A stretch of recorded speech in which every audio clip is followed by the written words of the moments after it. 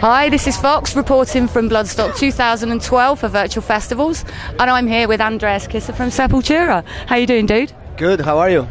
I'm busy, as we just discussed. Nice. How was the trip over?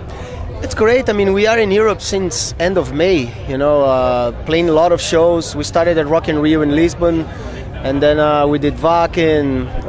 We went to the States to do the Metallica Fest, Orion Fest. And finally, we are at the final week, you know, of our tour in Europe, and it feels great. It feels great to be back in UK in such a big festival, you know. Is this the first festival there's actually been sunshine at? Nice. I think maybe it's our fault. The Brazilian sun is here. I'll have to take it. Well, I'll try. We try. You leave it here. No, really, leave it. But it feels great, you know. It feels great to be here. We feel fine, regardless of the long run we have on the road. We feel great and very happy with the result from the album. You know, a year old and still very strong and stuff. So everything's fine. And the reaction's been brilliant from everyone, hasn't it? Yeah, definitely. Right, I just ask you some questions that aren't going to be like the other ones, so bear with me and don't punch me. No worries. If you were offered £1 million to cover a Justin Bieber song, would you do it? Yes. How would you? You would? Oh yeah, I mean, we're not scared, you know. We're not scared of music, you know, independently of the style, of the quality, whatever. I mean, Sepultura did cover songs from, of course, the metal bands like Sabbath and everything else, and Motorhead, and hardcore bands like Discharge, and, you know, Dead Kennedys and stuff. And we did Bob Marley, we did U2, we did Jane's Addiction, you know. We did so many different stuff that would be a great challenge for us, actually, you know. So can you imagine a baby coming from Sepultura with the... Are you going to sort of like dress down with the nice clothes? I cannot imagine because I don't really know his music. So that's not a bad thing. I have to do a research and see where we can find something. But yeah, I think that's the beauty of music itself. You know, I mean, you see so many. You know, I think the best covers are the not. Let's say the expectable covers, you know. That, I mean, Sepultura doing Sabbath, it's very expectable, you know. Like, but if you do something very different and you come up with something new, I think that's why a cover needs to be done, you know. Yeah, no, I agree on that. Actually, good answer. Thank you. Okay, the zombie apocalypse has happened. What would be your first plan of action? Zombie apocalypse? Yeah. Join them. Really? Would you deliberately get bitten? Yeah, why not?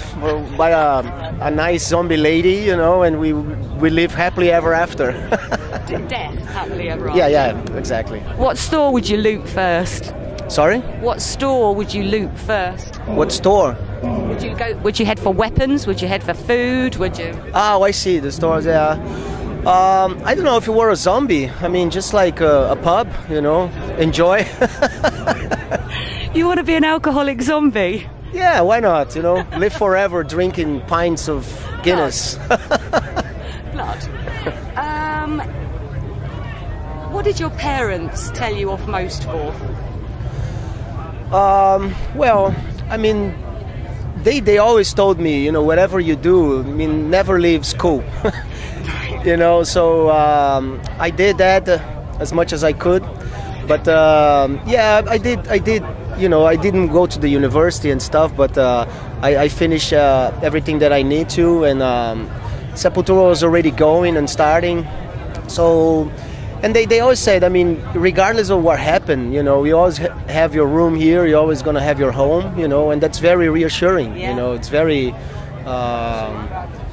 you know, you feel strong to go after your dreams and conquer new territories and stuff like that. So, you know, without our family, I wouldn't say only my family, but Max and Igor and Paulo and everybody, you know, wouldn't be a Sepultura. You know, family were very crucial for us to really go and practice every day, you know, and try to arrange the best instruments and stuff like that, and really be supportive on our quest. You know. Do you think that's something that Brazilian families tend to do for their children? Are they more supportive of careers that their children pick? Because over here, sort of like in England, they're not necessarily the same. It's a case of, what do you want to be in a band for? You're never going to earn any money. Get a proper job. Well, I don't know if this is a Brazilian thing, but we have both, not supportive parents or very supportive parents. Of course, there's a lot of the traditional, oh, my son has to do a proper job or something, but nowadays I think music, it's more proper than ever, especially in England. I mean, you see, Beatles, Rolling Stones, Led Zeppelin, Black Sabbath, the best are here, So it's weird that the British families don't support their kids. I mean, support your kids. Support your children. Yeah. Okay, your last one will be, what is your most prized memento or possession from a gig or festival that you've ever attended from a band? Well, I mean, in 1992 we had the chance to be at the same stage with we're the second Black Sabbath reunion. They reunited in '85 for the Live Aid to play some songs together. That was the first time they played together. And then in '92 in Costa Mesa in California, I had the chance to see Black Sabbath with Rob Halford singing and Vinny Appice on drums. And then the reunite Black Sabbath, with the original four members. They play 4 songs, and for me, was just like, Black Sabbath is the biggest thing. I'm here because of them, pretty much, And it was so special for me to be there, and not only there at the audience watching, but to share the stage. We opened the show, we opened the gig. We were there backstage. We talked to them and stuff, and for me it was so crazy, Actually, I cried. Really? That must have been very special indeed. No, definitely. That story, when you see a whole movie of your life, coming through, remembering the first tape, cassette tape that we have from Black Sabbath or Ozzy or Dio, and all of a sudden I'm there, with them. They know what Sepultura is, and mutual respect, and it was insane. I think. I don't think I'll never top that feeling again. Probably not. Well, thanks very much for your time, Andreas. Thank you. Really have a fucking good set. Sorry I swore. Enjoy the heat. Yeah, and then we'll be out there watching you. What time are you playing? 4:45. 4:45, obviously on the Dio stage. Thank you very much. Thank you. Cheers, dude.